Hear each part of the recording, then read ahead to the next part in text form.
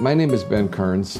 I'm a filmmaker, photographer, creator, and sometime around 2020, at the turn of the new year, Pamela Gerke, a writer, a director, she had created a musical about Florence Nightingale.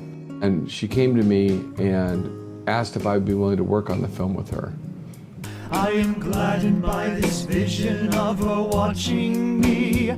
She's my lover, she's my mother, my beloved, my heart. It was right at the start of COVID, so we had this idea we'd do a film about nursing and caregiving and kind of give it as a gift to the world to celebrate the caregivers.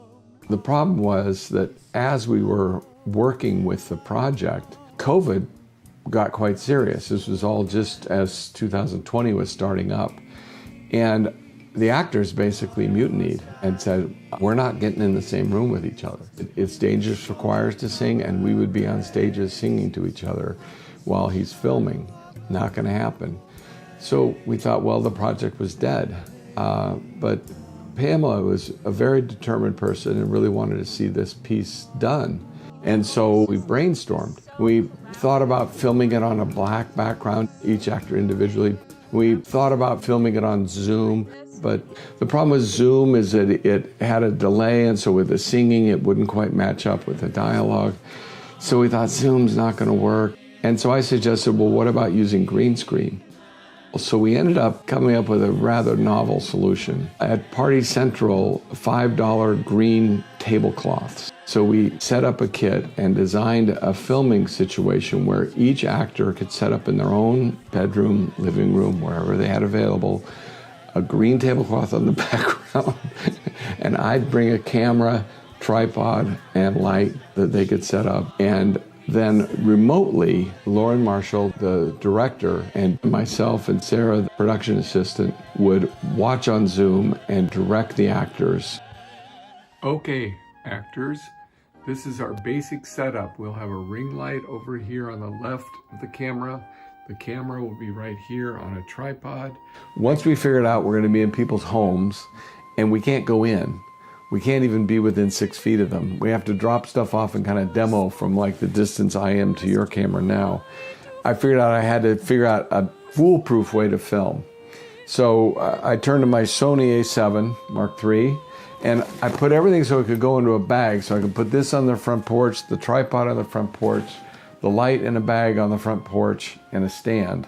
And they were able to have everything needed to film a feature-length film. Information's coming fast, flying high on the telegraph.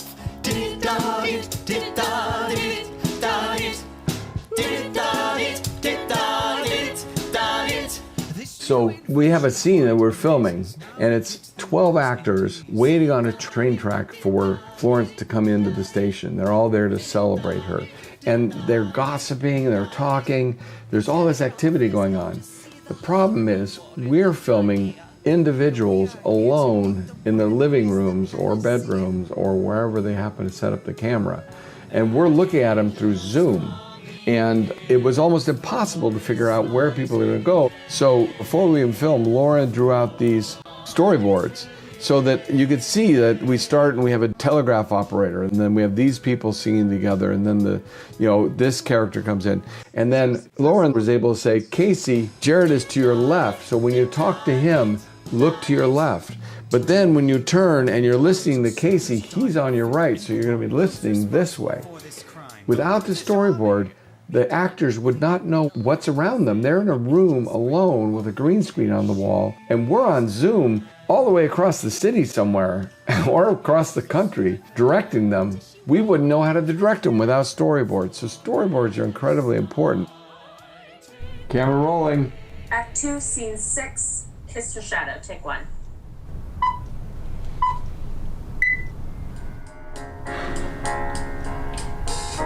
Late at night, I'm in the dark and in pain. So then, once we captured everything, there was literally months of editing and creative work to create the backgrounds, because there was nothing.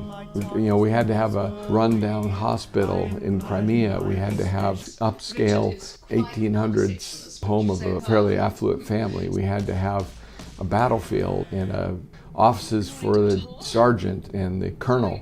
So we had to create all those from scratch. I went and found a shot that I had of a warehouse space, and I thought, well, this I could build into a hospital. It had windows and kind of a rough, and it looked like it could be from the 1800s, you know, because it really didn't look too specific. So then as I start building it out, I added some crates to it. So here's some crates popping in the background. Then I started adding some beds in. So here's stills taken from the movies of the various actors. We only filmed 4 actors for this scene, but we needed to have 20 or so going back into space because the idea is she's coming through this huge space. So then as I go up, you'll see that there's more actors coming in here. So then I needed to like add some tone, shadow, and then eventually I needed to change it to look like nighttime. Then when she comes in with a lantern, her warm colored lantern will look good against the bluer colored background. Very early on, we decided to do a very painterly approach, not trying to make a literal representation of the scene, but rather take some liberties. And so thus there's scenes where people are inside gilded frames.